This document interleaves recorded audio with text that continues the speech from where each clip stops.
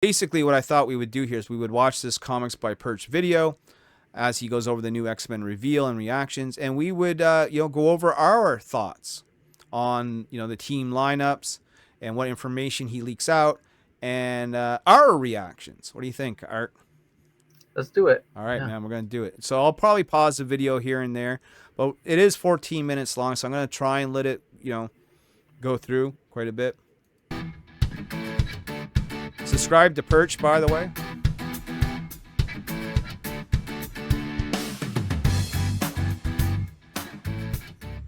Hey everybody, this is Perch, and yeah, I'm taking a long hiatus from doing videos, about at least 2 months, I think. But we got the X-Men creative teams announced, and so, I mean, how could I not, right? So I'm breaking my brief hiatus here to actually dive into what Marvel's finally unveiling, of lifting up the curtain, whatever else it happens to be around From the Ashes, A New Beginning. And there's been a lot of takes on this already, and I know there's a lot of videos out there. What's interesting is there's kind of two very different groups disliking it for two very different reasons. So one, the traditional probably channels, if you're listening to this channel, probably, you listen to some of these other channels, they've kind of written this off as being pretty crappy out the gate and disappointing. And then the other half of the world are people who really like the Krakoa era and just really dislike the fact that we're going into something that feels a little bit more superhero-y and a lot less island orgy-y. Thank fucking God. I hated that island shit, dude. I tried to get into it, Art. I really did. I bought the House of X and Powers of X when it all sort of started. They've tried something similar before. With the islands of Genosha, where it's all mutant community and mutant society, and it was To do just with like the weird. exile. Yeah, it was just weird and boring and slow. At least the stuff that I read, it was hard to get into. Some of it was even hard to understand at the beginning. There was a lot of time lapses and jumps and shit. Well, I couldn't get into it at all because of that. I was like, I don't know what this is. The island is a mutant itself, Mm-hmm. right? Yeah, but that goes way back with old X-Men lore. That's sort of not the problem. The problem is that the X-Men are sort of superheroes. They're supposed to be meant out there doing superheroic things instead of doing their Game of Thrones politics on the island, which was basically what it was from what I could see. You know what I mean? But having this image here tells us a lot already. So it tells us Gail Simone is writing, as confirmed, the Uncanny X-Men. Jed MacKay is doing. I met him once. He seemed to be all right. Is doing X-Men, just X-Men, and then Eve L. Ewing doing the Exceptional X-Men. So, if I'm to pick one, right, that I was going to buy, I'm probably going to buy one of each, right, just to see. But if I was to pick one, Art, which one do you think I'm buying? I'm thinking the one on the left. I'm thinking. No, man. You got three of my favorite X-Men on one team in the center. You got Cyclops. Oh, yeah. Is that Magic over there? It is. Okay, I didn't. If I would have noticed her right off the bat, then I would have said that one. Yeah. Right. You got Magic. You got Cyclops, and you got Magneto way up the top there. This is Jed MacKay's team. You got Juggernaut. Juggernaut traditionally is an X-Men villain, but the whole island thing made them all sort of equals and friendly, and it was all sitting at the table with Mr. Sinister. It was fucked up. I don't know, but Juggernaut apparently on the team, big X on his helmet. That looks kind of neat, I guess. Yeah, it's kind of a new reskin for him. I don't know who the character is up here. I don't know who she is. I'm sure someone in the chat can tell me. That's Quentin Quire right there, though. I know that. And this here is the Japanese Psylocke, but they separated bodies. They're back in their old bodies again. I'm pretty sure that's who that is. Forget her name. Over here, this is a pretty traditional X-Men team. Pretty 90s X-Men team here you got. I'm pretty sure this one's going to be led by Rogue. It's written by Gale. You got Nightcrawler, Jubilee, Wolverine, and Gambit. And I'm sure there's a couple of other members that haven't been revealed that will be on this team. See, that's why I was picking for you, because it was a little bit more classic. It is classic, right? But this one here works for me too, though, right? You got Mm-hmm. Beast, you got Magic, you got. Well, that's kind of a reskin for Magic too, isn't she? A little bit more. Wasn't she more white and fiery looking? Wasn't she like yellow and? Well, I mean, Magic's had a couple different costume changes, but this black getup is what they've been going with for the last few years.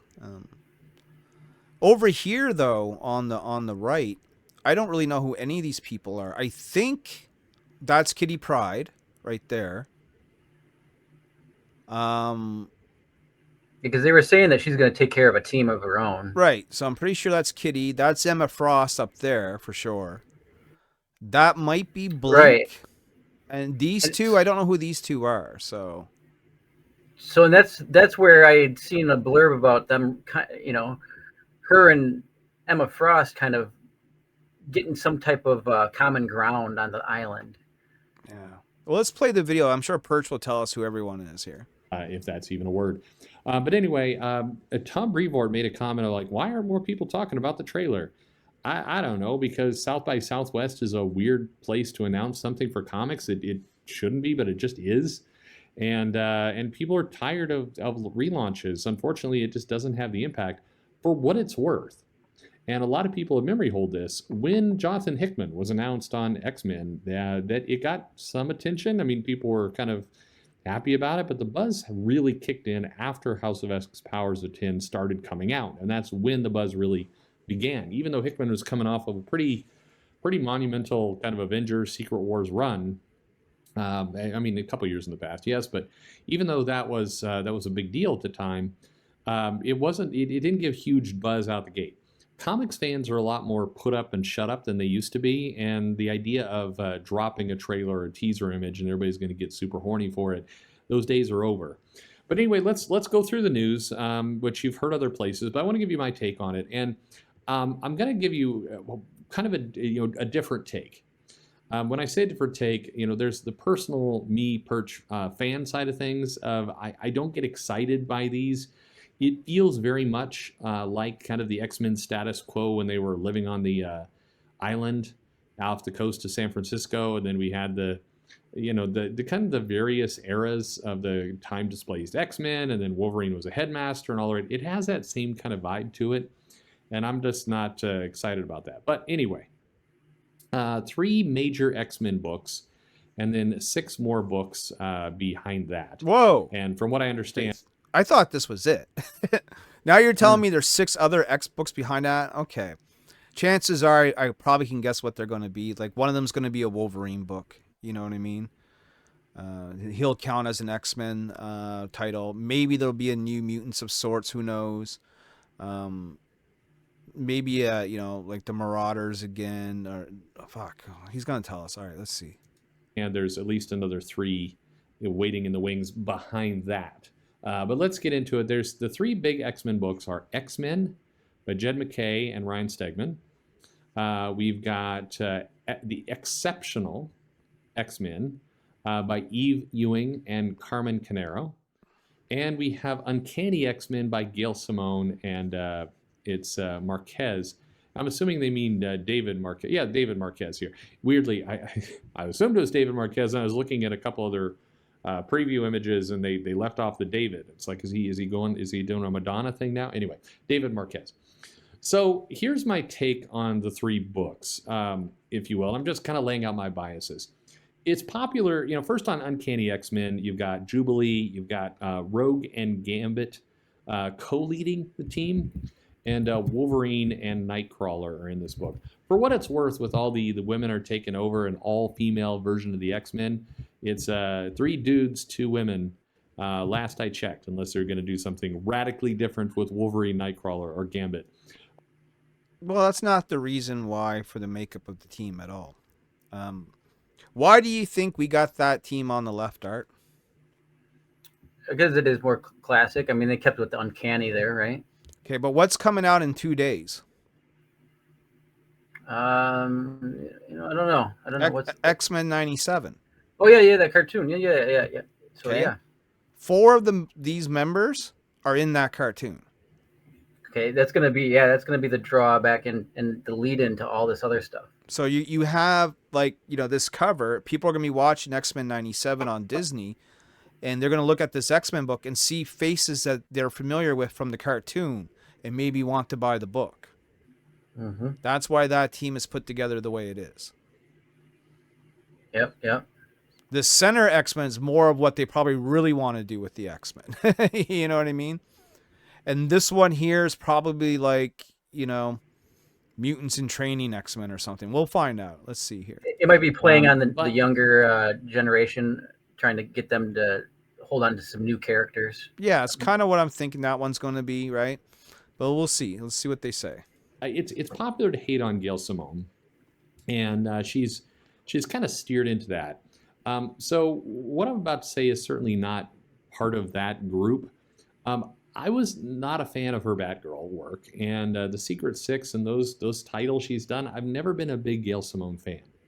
Others have. It's a style of writing that works for some. It always feels kind of like Joss Whedon light to me. I don't know. It never clicked for me. I recognize that there's a story there. I recognize there's a structure there, and I'm not saying, oh, she's a shit writer. Oh, fuck her. I'm not saying any of that. I'm saying it just the tone and the way it's written, just not my cup of tea. That's all. David Marquez, I mean, you want to hope that he's going to be on the title for more than 3 issues, but it kind of feels like if he's on that book, on issue 7, I will be shocked and fall out of my chair. But hopefully so. A lot of, by the way, articles are talking about how this is a big '90s throwback. I think that's a very bad mental. I don't think this is a '90s throwback by any stretch. It's obviously a '90s okay. throwback. What are you Anyway, talking about? so you Well, and have this team. I'm kind This of is wondering kind about a the classic artwork of it too, because we're actually looking at a promotional art by Ryan Stegman and Marty Garcia. It's not necessarily what's going to be in the book or on the. No, these are covers. Okay, so each one of these is a cover. Oh, it's got to be, man. And it's a 3 cover connecting set, as you can tell. That's how they're going to sell it. Okay. I mean, that's what I'm getting from this image. Like, I'm the guess at that. That's down what on I'm the guessing. right. It says promotional art by Ryan Stegman and Marty Garcia. Yeah, So that's where I was taking my idea from. Is that, Yeah, well, I if it didn't looks see like that. this is great. Well, if I was them, I would have used these as covers, as a 3-part connecting set, and they still might, Right. Yeah, you could fold it out even, Yeah. or. But that Gail Simone book is definitely '90s influence. I mean, it's Jubilee. The X-Men cartoon was like her. It was all about her. Gambit. Rogue here. Rogue's wearing the classic '90s brown leather jacket that she was wearing during that Jim Lee era. She's got a little bit of the classic booty. Yeah, booty. Let's see what else is said. Next team, 5 people on it. Okay, it's reasonably. Here's the part that's goofy about it. The team are going to operate out of New Orleans. So I mean, all right, but I'm picturing a lot of kind of painful attempts to make it look like it's in New Orleans. People get cutesy with the location, which is also the problem with Jed MacKay. And the Jed MacKay Stegman book, I think I have more concerns with, even though I'm not a Gail Simone fan. First off, as I mentioned in another video, because I'd heard this was coming, Jed MacKay on both the Avengers book and the X-Men book, and this looks to be the big book, like the centerpiece book. I think that is dumb as hell. He's also on Doctor Strange. He's also doing the Bloodstorm event. He's also doing Moon Knight. I think this is how you both expose you haven't cultivated good writing talent within your own company, and 2, it just that just seems dumb to me to be doing. I think it's absolutely insane to have him on both books. Presumably he'll go off one of them, maybe Avengers. I guess I don't know, but this is bad for talent. Just full stop. Anyway, this book features a team led by Cyclops and Magneto. Magneto will be in a wheelchair for some reason, and he will be called Professor M. Professor M. The Beast, which is the recently cloned revived Beast, not the evil Beast. I don't know if the evil Beast's still out there. Or presumably I was just going to ask that. Yeah, I was thinking that too. X-Force, or who knows where they're going. We get Psylocke, and this looks like Psylocke, not Captain Britain, Betsy Braddock version. We have Kid Omega, who presumably is going to get his head back attached to the rest of his body. Oya, who has been in the Sabretooth series, and she's going to be called Temper now. Okay. And Magic and Juggernaut. And they're going to be operating out of Alaska. And once again, like, the locations are too cutesy for me. Again, I'm a fan of the time when they were in Australia. I realize I'm a hypocrite by, picking on this stuff now, but we've got a team in New Orleans and a team in Alaska. And it just, it feels like Marvel's going to want to be cute with this. I don't know. I guess you have a teleporter on the team. What does it really matter? On both teams, so okay. But then we get to the third book, and the third book is E. Ewing and Canero's Exceptional X-Men. This will be based out of Chicago, and Kitty Pryde, or Kate Pryde, has decided to go back to Chicago, give up this whole mutant stuff, and be a barista, which is, that is the paycheck up from comic book work, but that's fine. But anyway, she comes across New Mutants, Bronze, Oxo, and Melee, and somehow teams up with Emma Frost, who's, I guess, going to slum it to live in Chicago, and they're going to train mutants. This is the Gen X. Knew it. That's the like you said, there are the new characters book, right? Mm-hmm.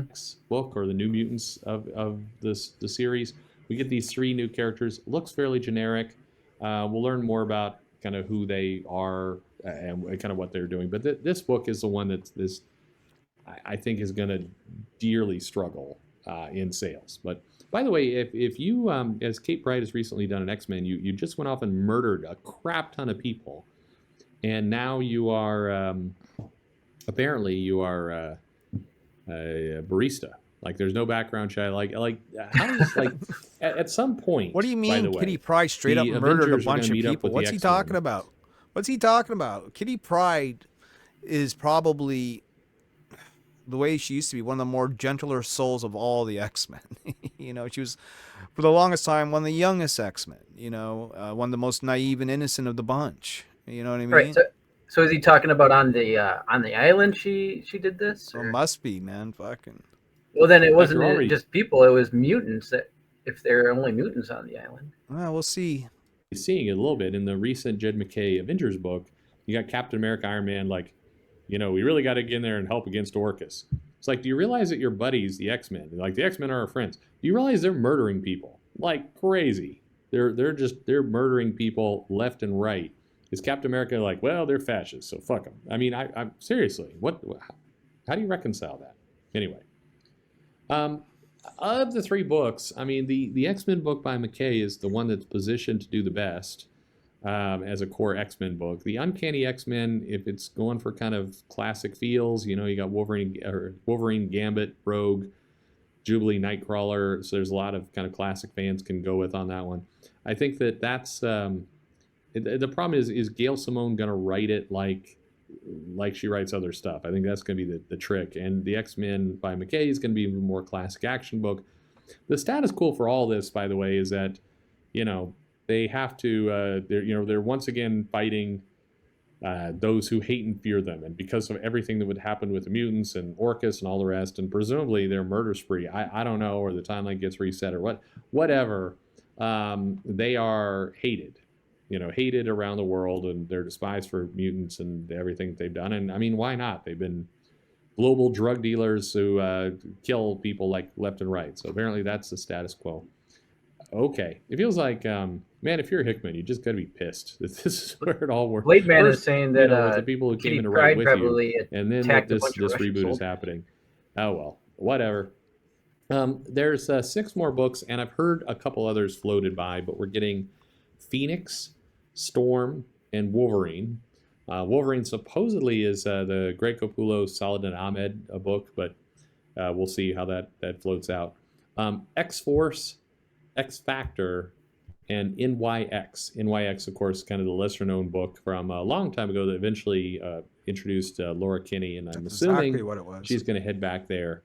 But anyway, so we have, X-Men, Uncanny X-Men, Exceptional X-Men, Phoenix, X-Factor, Storm, NYX, X-Force, and Wolverine, all starting summer of 2024. They're not all 9 going to launch simultaneously, but by the time you get to the fall, we should have 9 books rolling. So it's about $40 to $45 and change. There's a couple of these at risk. Wolverine obviously is going to do fine. Of the 3 main titles, this Exceptional X-Men is going to bomb and bomb hard. Phoenix and Storm both as solo books. You got to do something that's really, what does a Jean Grey solo book look like? Did she out kind of find herself? Like, I don't know. That feels like a book that doesn't do very well. And Storm's a character I do love. But as a solo book, they can never seem to get it right. Yeah, they've tried this a few times with both characters. Explore my African roots for the 900th time.